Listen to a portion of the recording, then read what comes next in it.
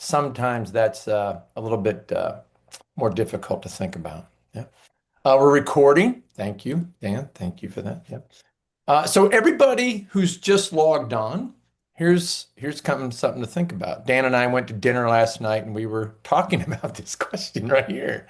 And when has a temporary emotion shaped a lasting decision? Lasting, yeah, it's a big deal.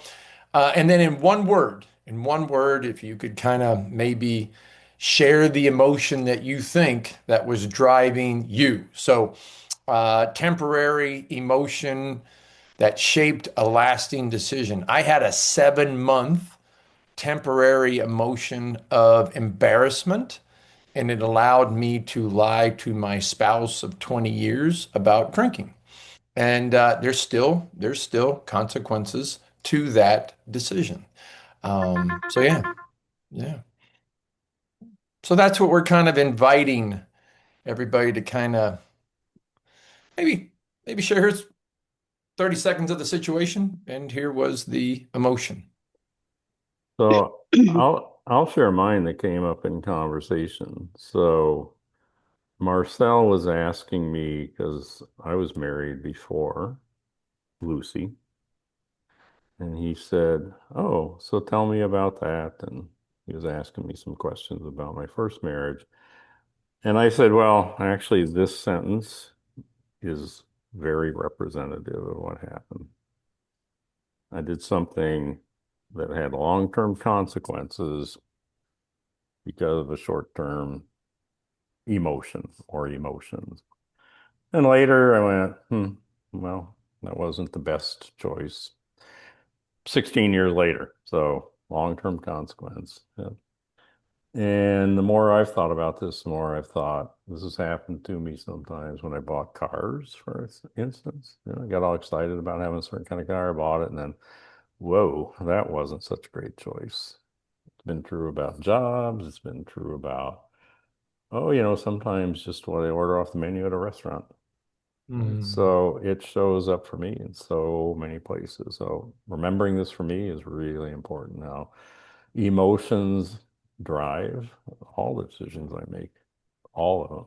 That's really good to remember. Yes, mean? Yeah, so in my case, I think that temporary emotion is the anger, which has kind of uh, really, spoiled my relationship with some people, and I feel really sorry about that. Yeah. So, and it's time and again keep on happening, but I think the temporary emotion is anger. Okay. Sounds like one of the long-term consequences is regret, another emotion. Yes, Yeah. yes. Mm. Mm. Well, yeah. I mean, it happens, right? It happens to all of us. None of us are innocent of this. It happens to all of us. So, Jolene? Mine had a positive outcome, but very temporary emotion. 13 years ago, I decided someone told me I should be an entrepreneur, and I'm like, oh, excitement. That was the emotion. So within a month, I was joined a 1 year program to be an entrepreneur, a business school. So that was I had no idea what I was getting into, but the emotion of excitement, and I'm still here 13 years later. So the long-term outcome is phenomenal. However, I had no idea the amount of emotions I was about to experience. Yeah. Yeah. Thank you. Hi, Marie. Welcome. We're talking about choosing your emotion before it chooses you. So, I hear that. yeah. Yeah. So, any other experiences you want to share? Like, wow. And it can be little things, right? Like I said, picking off the menu. What time do I sit and watch a movie or do I go to bed? What clothes do I buy, etc.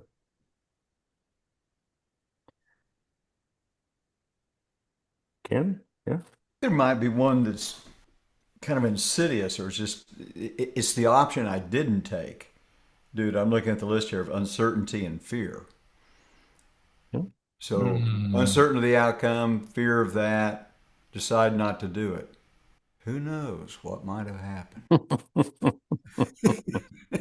I would say, yeah, I can't, hard to pick to that moment because it felt safe. It's not something you Mm. said or did actively, or Yeah, I said or did actively. It's just something I didn't do. yeah, could be. Yeah, something I Absolutely. learned. Yeah, yeah, yeah. Absolutely. Yeah. So advice I give others, which must be the advice that I would should be giving myself, would be to take risk and lean into uncertainty. You know. Yeah. What's yours, Melissa? I had an incident where when I was in the police academy, I had a fellow recruit. He had exactly the same amount of time in service, and an opportunity came up to become an investigator. She looked at the posting and decided to try out, even though she didn't have very much experience. I saw the posting and had the emotion of doubt that said, there's no way I would be ready for that. She tried out, she made it, and that set her the course of her career to be an investigator, one that I was a little envious of at the time. Mm, So, to Ken's point about sometimes doubt and uncertainty, don't really serve us.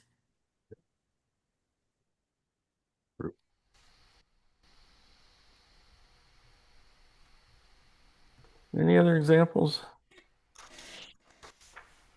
I've got a Marie? kind of fun. I've got a kind of funny one. Great. I yeah, I I'm a woman in my early 30s, and I'm volunteering because I'm bilingual. I'm volunteering to be a translator in the ring of horse shows of a particular breed of horse, the Peruvian Paso. And the reason the reason they needed a translator was because the horse was relatively new in the United States. This was the 1980s, early 80s.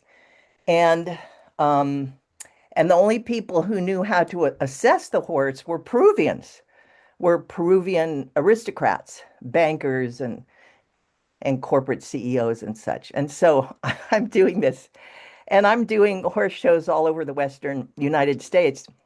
And as you probably know, competition, anything competitive where money's involved can become corrupted. And so it just gradually wore away at me morally. And I was flying home from a and I'm an urban woman, right? I'm living in Los Angeles. I'm flying home from Denver with a horse breeder friend of mine, a woman, and I was really dejected. And she said, Marie, she said, you need to stop doing this and you need to just go ahead and get yourself a horse. And I said, oh, okay. Because this is making you miserable. And what you really love is the horse, not the competition. And so, living in an apartment in Eagle Rock, Los Angeles, I acquired a 6-month-old filly. And and she, she lived with me until she was 30. She died here a few years ago, and she really changed the direction of my life in many ways. Well, very good. Well, I want to circle back to my first example. So I didn't say what emotions provoked me to marry my first wife, but on reflection, I would say infatuation and loneliness. Turns out not to be a great cocktail to establish a marriage based on. So Mm. anyway, we all do it. So explore, find your own, Mhm. and Yeah. and own them. Right? Mhm. They're yours. They're how you make decisions. So So we've seen this, and Elaine mentioned this that it's in the book. And here's one thing that we have a question for, and that is, and Melissa kind of made us think about this. What's missing when you think about this part of the model traditionally being underestimated? It's the emotion side of the house. And so, what Dan and I really have been passionate about for 4 going on 5 years is normalizing emotions, and that one center circle is the difference that makes the difference in the action. And yeah, and I think our role as perception awareness creators in the marketplace is to not say competence is not all that's needed. What we're saying is, man, oh man, emotions do play and have a significant role in the action, the behavior, and the outcome of what we're looking for. And so, yeah, Dan? So the principle that we put together that we use with this is often maybe the reason we're looking for is an emotion. And the story right now is about the guy who killed the healthcare executive in New York City. And I was thinking this morning, like, why did he do that? Like, what was his motive? So I started scrolling news stories looking for what? Emotions. And what was interesting to me is he never said anything. He didn't say, well, this was the emotion. But the journalists speculated that one, he was frustrated with the healthcare system, he was angry with the way he'd been treated. And so, oh my gosh, there we have two emotions at the root of somebody doing something pretty horrible. But it was interesting because in his journal, he wrote, I thought about bombing, but then I thought, you know what? A lot of innocent people are going to get hurt. And I thought, oh, look, compassion, right? So it's so fascinating to me when we look underneath all of the stories. And in this case, one that's making all the headlines. But if we do that, and if we just reflect on it, there's always an emotion there, or two, or three. And there's also emotions, like Ken's saying, that keep us from doing things, right? Instead of bombing, I think I'll just shoot the guy. Well, there's an intellectual reason behind that, but the motivation is an emotion to me. To me, I find that fascinating because I see it everywhere. I see it everywhere. The way people drive, the way people do or don't take care of themselves, why people travel, everything. It's all, you know what? Another emotion, no, another principle that this model can also demonstrate is emotions don't justify your behavior. They better explain it. And so, again, we're not justifying this human's behavior of taking another human's life. We're not. What we are saying is, it better explains why. And so, on the back of every dignity and leadership book, it says, maybe the why you're looking for is an emotion. And people will come up to me and they'll say, oh my gosh, why did you do that? What were you thinking? I'm like, I wasn't thinking. The emotion of prudence is not a rumor in my head very often. And it's evident because I don't think about what I do on a compulsive side. Just let's see if this works. Well, I don't really think about that long-term consequence very often. Getting better at it. But it doesn't justify my behavior, it just better explains it. So a lot of times in leadership, I'll say this out loud to everybody that can hear me. We are free to feel everything that we feel. We're free to feel all of it. Now, we are not being asked to act on all of the feelings we're feeling. And when we came up with our own definition of emotional maturity, what Dan and I kind of said was emotional maturity is handling hard stuff better, not with perfection, just with a little bit of progress. And so when you think about mercy, when you show mercy, that is when somebody deserves something and you don't do it. They deserve to be punished, but you show mercy and you don't give punishment. Grace is when you don't deserve something and you get it. And sometimes people deserve something, but the situation isn't calling for that. So a leader confronts unmet expectations while angry and frustrated, and yet is emotionally mature enough to give the feedback that's helpful, not demoralizing. That doesn't take goodwill. That takes real skill. And so you'll hear people say, I need you to be your authentic self. And I'm like, well, wait a minute. I love your authentic self. And I also need you to have some prudence, some restraint. I need you to be in choice of what you share, show, and say to my team.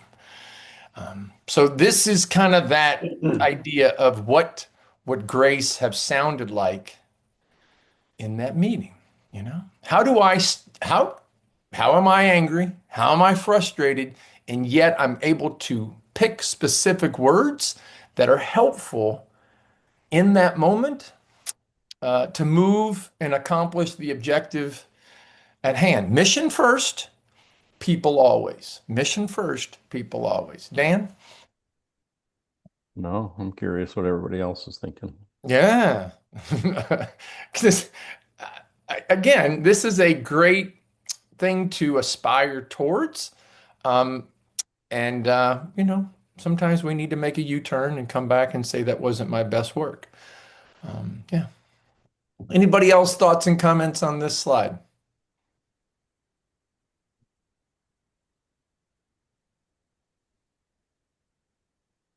Melissa? Melissa?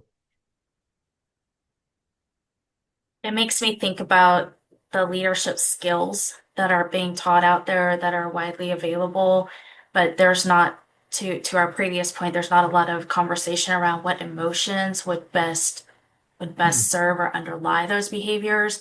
So just as one example, I would think that um, most of the advice or guidance out there regarding leadership would probably tell you to take a moment and let your team know that you understand how they feel about this situation.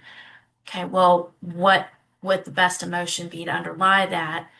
Might be compassion, or it might be empathy, or it might be sympathy. We just, you will know when you're in the situation. But taking a moment to think about which emotion would get you where you needed to go, because I would think maybe even too much empathy might get you feeling the frustration and the anger Mhm. alongside your team. Whereas if you said, no, you know what, I'm just gonna have some compassion that says, I understand and I'm present for us to go through this situation together, that might be what would allow you to get the skill done of being there for your team. Love it. Love it.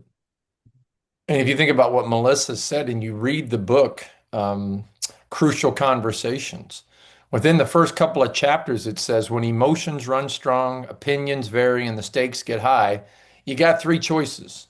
Have the conversation and do it well, have the conversation and it not go well, not have the conversation. So, two out of three, not so optimal. And yet, these would be the difference that makes the difference. The emotion that allows the conversation to continue. So, yeah. Yasmin? Yeah, just a thought that crossed my mind. Sometime back, we were discussing the emotion of insincerity, Dan, if you remember that session. Hmm. And I was wondering, in such situations, is it okay to show to be insincere just to thaw the situation, you know? I really don't want to be authentic at that time. And but the situation is such that you just be little insincere for some time and let the situation thaw and then show empathy, compassion, whatever. But I think insincerity also works in this situation. Yeah. Well, if sincerity, the way I always think about it is what I'm thinking is what I'm saying.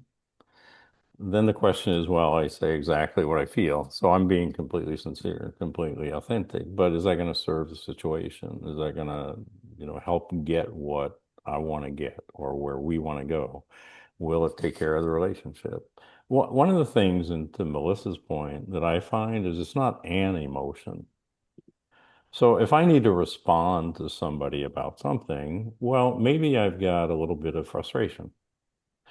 But can I find the other emotions that to mix with that allow me to say what I need to say, to be sincere, but in a way that is helpful? Because maybe I mix it with a little bit of kindness. Right? Maybe I mix it with a little bit of compassion. So just because I'm frustrated doesn't mean I have to speak from frustration. I can still be sincere, but I can do it in lots of different ways. I would argue that it's impossible for us to be 100% sincere because that would mean I'm saying every single thing that's going on in my head. That can't Hmm. happen. It can't, there's not enough time in life for that to happen. So I think we're always filtering. We're always, but insincerity is when we're actively saying something different than we're thinking. So if I was frustrated, but I told somebody, "Oh no, I'm fine," that's insincere. But if I can find the blend emotionally to have the situation be optimal, then for me, that's not being insincere. That's being dignified. That's being compassionate. That's being respectful. Because I would say again, 100% sincerity, not It's only not so. wouldn't it be desirable, it would be impossible. So I think we're always doing this. And I think we're doing it, oftentimes we're doing it intuitively, not because, we've done it a different way and it didn't work so well. So we go, oh, I'm not going to do it that way anymore. But I think when we learn, like we've all learned, like, wow, there's so much nuance to all these emotions. I can look at a list and it's like a menu. I can say this one, and that one. That combination, that's going to make this my guess is that's going to make this conversation as good as it can be. It still may be uncomfortable, but it's going to be as good as it can be as far as I can guess. I think that's what we're trying to say is, right? Can we be intentional about creating these Yeah. conversations, whatever they are, or in our listening, right? Because I can listen in one way, I can listen in a different way. So just that they're part of all of this when we're in relationships with people. And I would say it's never just one emotion. It's always several. Yes, correct. Thank you. Ken?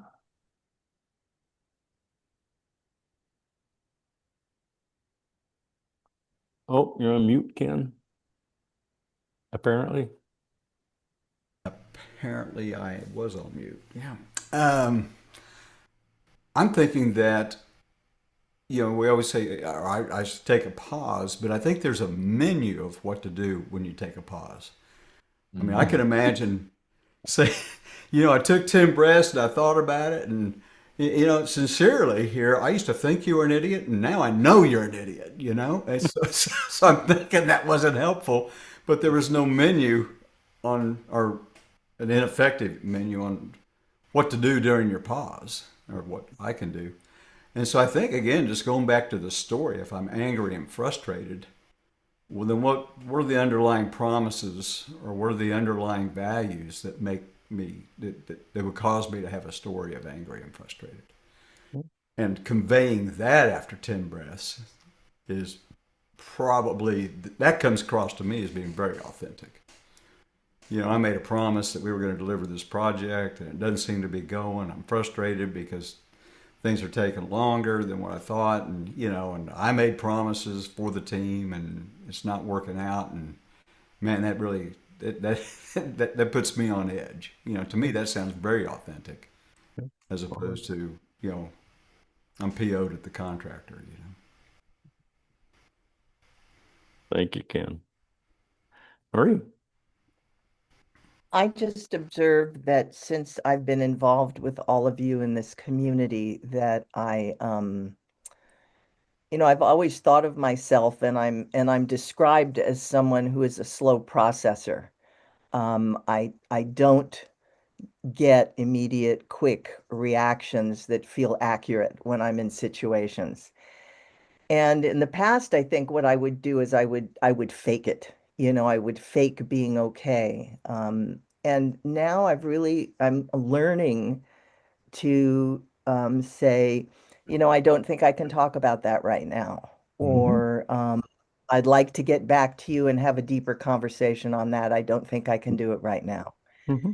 And feeling really okay about that and not forcing myself, which is what I would have done in the past, to be engaged and not know how to balance the authenticity with restraint, and the selectivity of the right approach for the moment. Yeah. And I'm amazed that I've gotten through life and had relationships and professions and been, measurably successful in some of them and with without knowing this. Yeah. So, the other thing I'm hearing though is maybe the emotion of uncertainty. Like I'm uncertain how to respond to that right now. And for me, that's being completely authentic. It's like, yeah, I got an idea, but I'm not really sure about it. So, you know what? Give me till tomorrow. Or I'm Mm, not going to respond to this text right now because I'm uncertain if whether I'm going to say is really what I want to say. And so I think that you are being, and for me, I would just say, well, you're just acknowledging uncertainty. Or it might be confusion, or it might be something else like that. But for me, completely authentic to do that. I love it.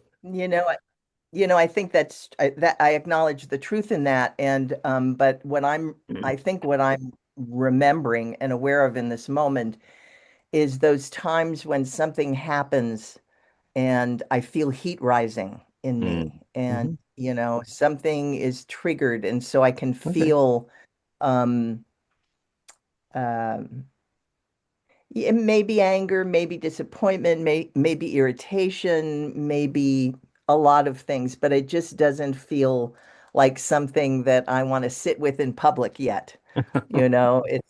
It's like something Yeah. I want to hold close until I have more certainty. Yeah. Yeah, Well, sure. and Yeah. Thank might you. be prudence or some other emotion that causes us to pause and consider. So yeah, I love it. But I think for me, that's emotional regulation. I'm in choice. Yeah, I'm yeah. choosing, and I'm choosing for the best for everyone, not just for me, but for everybody in the situation, in my view. hmm Johan, thank you, Marie. Johan. So I heard a couple terms. I heard compulsive and I heard pause. And for me, a compulsive means the my mindset is on autopilot and the behaviors and the beliefs are driving automatically what I do. And maybe I saw this um, emulated somewhere and I decided to do a copy and paste. And for Mhm. me, what I like about the pause is that gives me a level to, if you are looking at this from a maturity model point of view, that autopilot, giving myself the pause, it lets me then observe and choose what action do I want to take in this situation. And to me, that's a muscle because that awareness is creating space for me where I can choose a different response.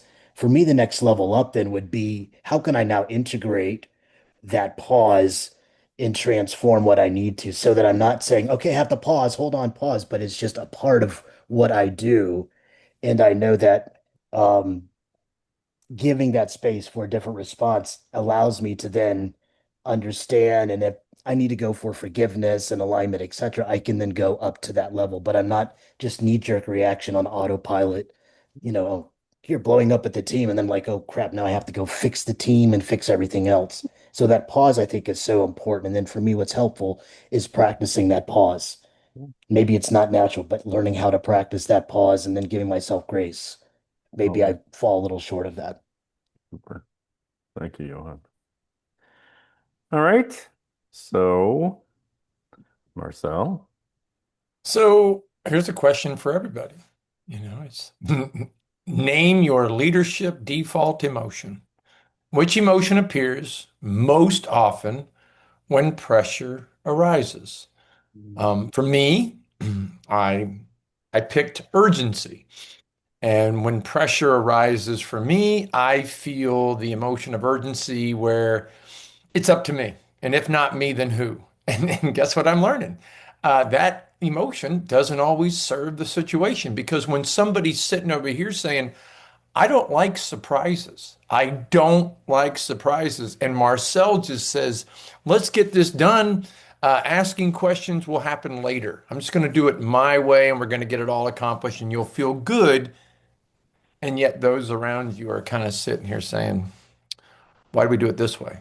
So for me, it creates that belief that it has to happen now and keeping everybody in the loop. Um, doesn't need to happen right now. And it's like what Johann said, now I got to go back and fix, right? I accomplished the mission, but I went by myself and I went fast, when in reality, I probably should have kept everybody in the loop. What's the cost? Um, there's a tolerance for each human about being surprised. And it happens once, but if it happens twice, it's probably going to happen again. And it goes back to what Ken said. There is a myelin, Johann might be about the pause. It is a practice. And that myelin has to wrap itself around to where it doesn't become, um, let me write this down, pause. It becomes more instinctual and part of the process. And so, anybody kind of willing to share under pressure what So, comes up for you so, and so I what's the was thinking cost? about Marcel put this slide together, but I'm looking at it and I'm thinking, well, mine's not on this slide. And I realized mine is I I get indignant. I feel indignation. When I feel I'm being pressured to do something, I'm like, doesn't work for me. I'm not doing it. So I get resistant. I slow down. I go slower when people are pushing me. And so my automatic is indignation. No, sorry. Don't don't Mhm. press me to do that. I'll do it when I'm ready to do it. And it's just automatic. And then I have to, go through all the steps, the process, and think, okay, I get it. That's my automatic reaction, but what do I really want to do here? Mm. And what does that cause? Well, sometimes people think I'm not very agreeable or willing to help, or wow, he's spiky, or whatever. I don't know what people think, but I don't think it necessarily is helpful. But what about you? Think about the situation in your life when things get urgent and you're doing things and you feel pressure. It doesn't have to be as a leader. It can be in anything. It can be at home. It can be driving. It could be anything. Like what's your by default emotion? What shows up for you? You don't have to explain it either. If you just want to name the emotion, that's cool. Marcia. This is bringing back such memories of when I was in corporate world and impatience is it's kind of urgency and impatience both come up for me. And, I'm not proud to say it, because there would be this belief that would come up of they're slow to learn, what's going on? Come on, come on, come on. They were on a different like, miles per hour than I was in that moment. And so, the impulse was to take over, to take the driver's wheel, to start to drive the things. Yep. And the cost was I was emotionally aware enough. I don't think it really cost too many relationships, but it cost me missing the benefit of others' talents and Mm. perspectives and you know, the beauty that they brought to the table when I would be in patience. So think about what Marcia just said. Think about what I just said. And imagine me working for Marcia. Yeah, And what exactly. would have happened? Marcia's going, come on, Dan, get with it. Come on, let's get yourself in gear. And I'd be slowing down. I'd be Yeah. going, no, I'm not, nope, not responding to that. Wouldn't have been a very great situation, but that's what happens. Yeah, lovely. Thank you, Marcia. Who else? What's your by default? I've got one. My Yeah, Vaughn. my son and I, my 42-year-old son and I share a household, and he's taking care of his mother who has Alzheimer's, and so the three of us live in the house. What arises for me on a regular basis is frustration because of my son. We have certain things to do on Saturdays, and I don't really care when we do what in what order. But I kind of like to know. I've always sort of thought my day through, and I like to go by my internal plan. And at the same time, he's very spontaneous and really likes to chop and change and shift. And first thing we're going to get groceries at 9 o'clock in the morning, and then, well, let's go after lunch, and then it ends up being 4 o'clock. And so it, I, I value his the way he is and the way he thinks, and it really doesn't make any difference whether we get the frigging groceries at 9, 1, or 4, except what it goes against is what's going on inside of me internally, thinking through my day and the order of events and the plan and all that. And so it's frustration at first, but it's very short-lived, because what I come back with right after that, I suppose, as a secondary emotion is appreciation for both himself and myself, that we have a tremendous range of flexibility, that it all gets done somehow. So the impulse response, though, is frustration when he makes a change. Yeah. Lovely. Thank you, Vaughn. Great I, example. I want to support my friend Vaughn, because when you take the emotional regulation dashboard assessment, Vaughn, I'm at 20 out of 20 on conscientiousness, which means Marcel loves routine. And we were on a Zoom call one time, and somebody sat at 20 out of 20 on spontaneity, the opposite of where Marcel is. And they leaned in and they said, sometimes Marcel needs some structure in his spontaneity. And so maybe that's what your son is giving Yeah, you, some structure, and or you're giving him some structure in your spontaneity, and you're able to kind of overlap. It's 9 o'clock, it's 1 o'clock, it's 3 o'clock. We're still going to get yeah, groceries, but I right. sure do support those who love with conscientiousness. And I salute my humans on the other side saying, come on, we got all day. We can make Yeah, this yeah, work. So, that's it. Thank you. Thank you, Vaughn. Anybody else want to claim your emotion?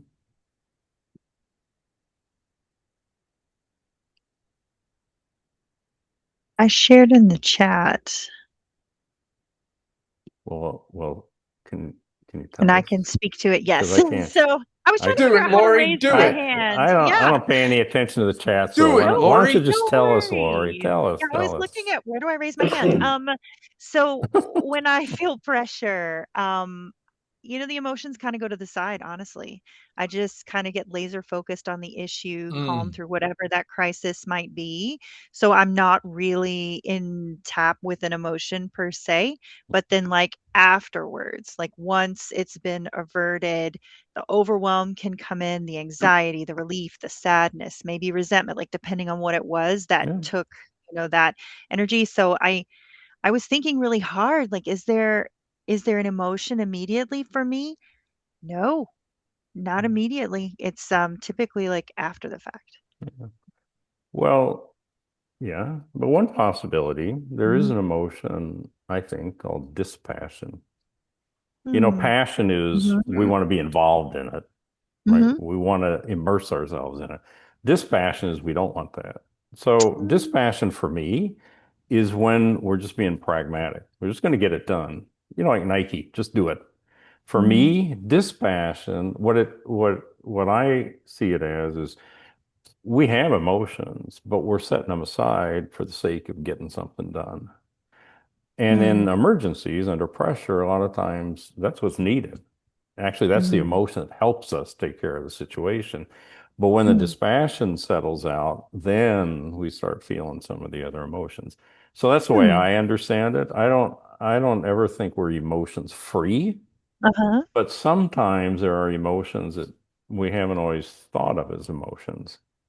So Mhm. that's how I would frame it. And Mhm. that makes sense to me. Like, oh yeah, I can go to dispassion and just push through because something I think needs to get done and not feel much about it.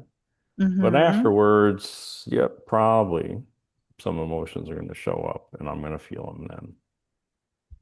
Looking That's my understanding. looking for it in my cards. So Oh, would it okay. it's be orange. It's orange. Oh, It's it's orange. orange. Yep. You're It's safe. orange. Okay, that'll be Yep. easier to find. So is it the opposite of passion is what Yes, we're saying? in Or essence, it's a removal of passion. So passion means to feel the pain or to feel the Oh, energy okay. or to feel There. immersed in, or, if we have a passion for painting or dance, we just lose Mhm. ourselves in the dance. Oh. But dispassion is no, we're not going to lose ourselves in the emotion. We're going to set Oh. the emotions aside for the sake of being pragmatic and accomplishing something. And it's very helpful. I mean, I think, Mhm. people who, this is how I understand it. It's not necessarily as it is, but I always think people, for instance, people who are emergency medical response people.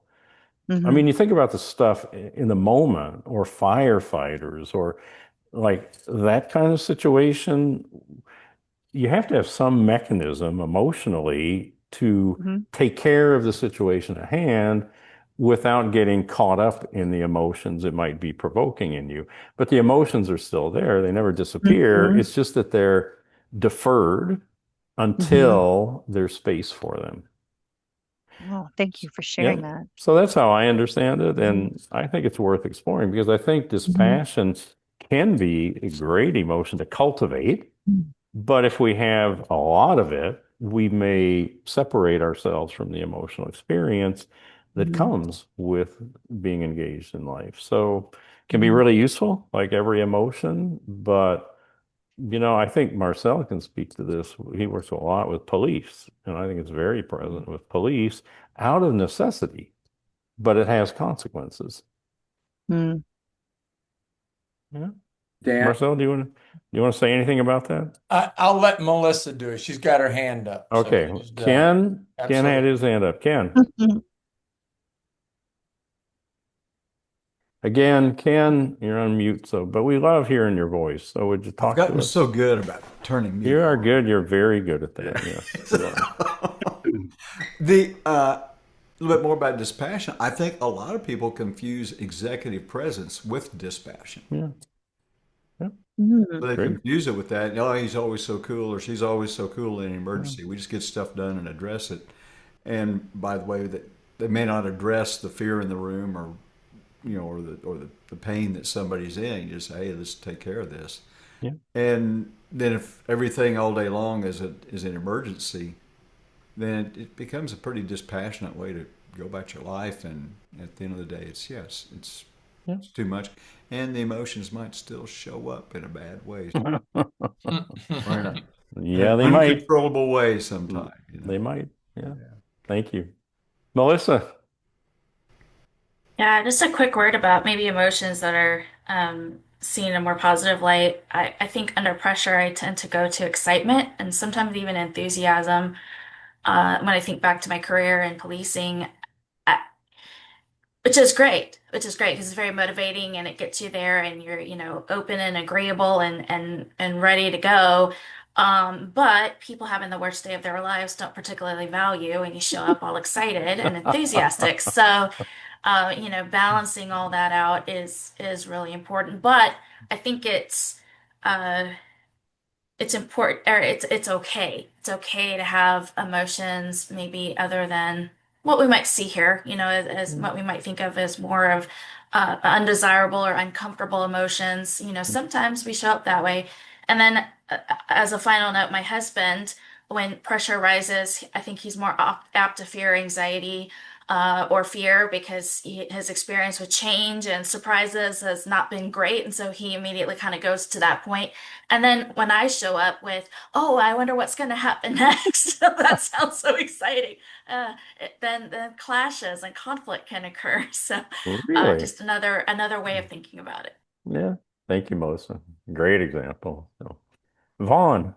yeah, I was just thinking about this passion business and dispassion, and I was thinking of players in a game, a basketball game or whatever the game, and those in the stands or the bleachers watching the game.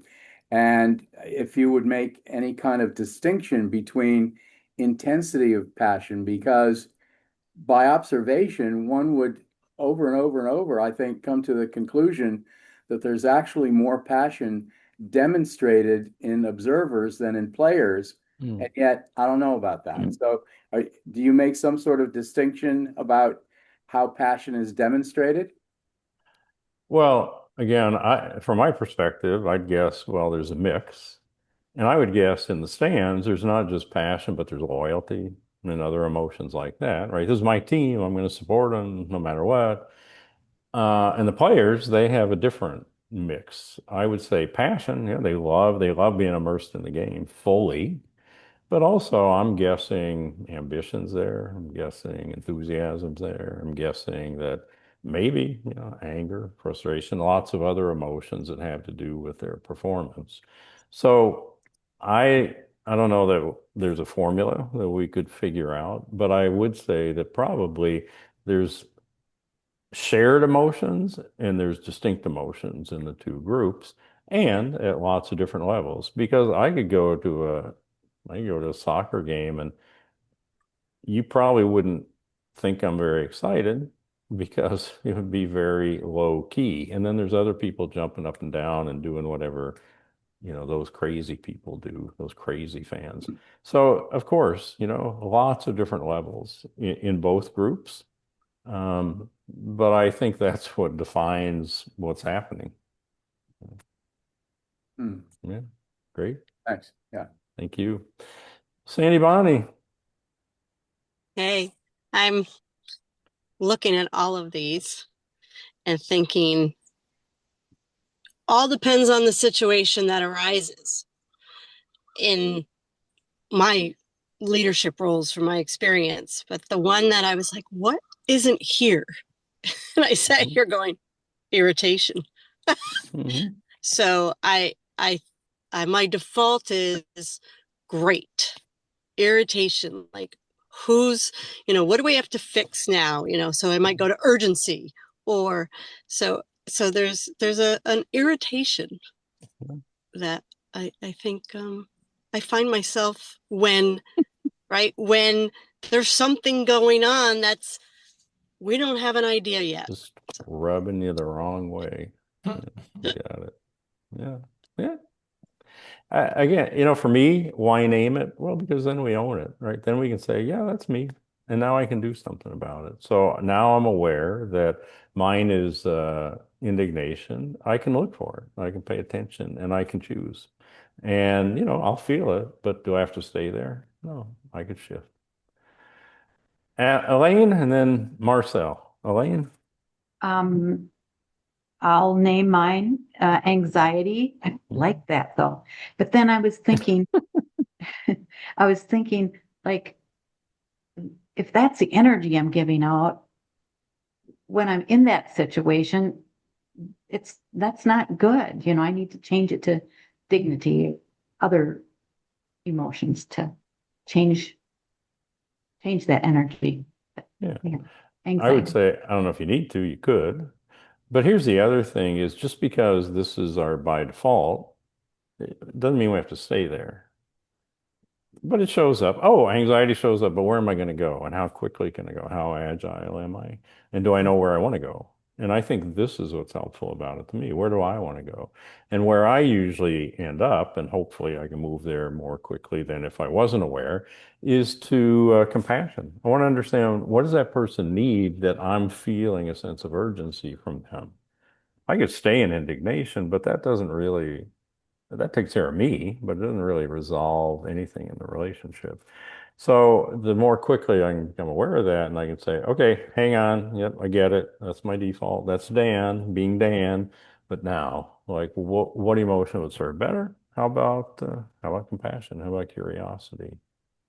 So I think that's how we can make this work. And it's up to you. Is anxiety bad? I would say not necessarily.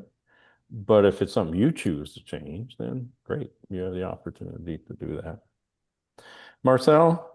No, I think everything's been answered and discussed. All good here, Okay. sir. Yep. We got 6 minutes. Yeah. We do want, I think, yeah. Are we done? Yeah, well, let them see kind of because we're going to send this out again in the book. You'll hear people say, I'm stressed. And what Dan and Marcel are saying is, it's needed and necessary. Think about how boring your life would be without stress. Now, there's distress. Okay. So that might be unpleasant tension. And then there's the strain, right? So bridges have stress, trees, stress, life stress. Then there's the distress, but there's also the strain, and that's kind of where damage begins. So we do want to clarify and confirm where that sits. Now, you think about dispassion, that's for the moment Marcel chooses to be very matter of fact and really neutralize my emotions. But I do have to go back and what? Acknowledge them and work through them. Yeah. There will be a day, there will be a day of reckoning if I don't notice, name, and navigate what I've been pushing down, and it could turn into strain. So that's one thing that we wanted to get. Dan, I think there's like two more, I think. Okay, quickly. Yep. Yep. And then the idea here, choose one real pattern and be honest without over explaining, right? So sometimes people will say, well, stressful is helpful. Me do. And then sometimes Marcel's real busy because it's what? Distracting. And so what are we calling self-care? That actually could be avoidance. And so that's sometimes staying busy so I don't have to go and do what? Acknowledge these situations that are requiring me to at least work through. Yeah. Next one, Dan. And then we'd like you to maybe think about this right here. Complete the sentence. If I entered with, again, we all have a structured way of what we're going to say. And what I'm more fussed about now is how. How are we going to say this? And how do we want them to maybe hear what we're saying? Less about what I'm saying, more about what they're hearing. That might be another way to think about that difficult conversation. Next slide. Yeah, and that's it. So what we were hoping is to make this kind of a takeaway, and be mindful that we do not need to rise. We don't rise to the occasion. We sink to our level of practice, and it goes back to that pause, making it a practice. And this is a very military way of looking at it right here. You practice, practice, practice. Why? Because that's what professionals do. Professionals practice until they never get it wrong. Amateurs practice until they get it right. And so sometimes I'm a professional amateur trying to stumble my mumble on the way to what? Emotional regulation. So we're not looking for perfection. We're looking for some progress. Dan, that's it, sir. Sandy, take us home.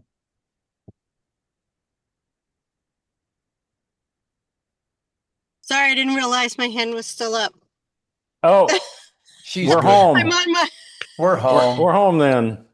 Thank We're you, everybody, home. for being here. Great to see you. Thank you for your contribution, and we'll see you in a week. Okay. Chapter 8. Chapter 8 next week. Bye, Ken. Bye, Vaughn. Bye. Thank you. Melissa.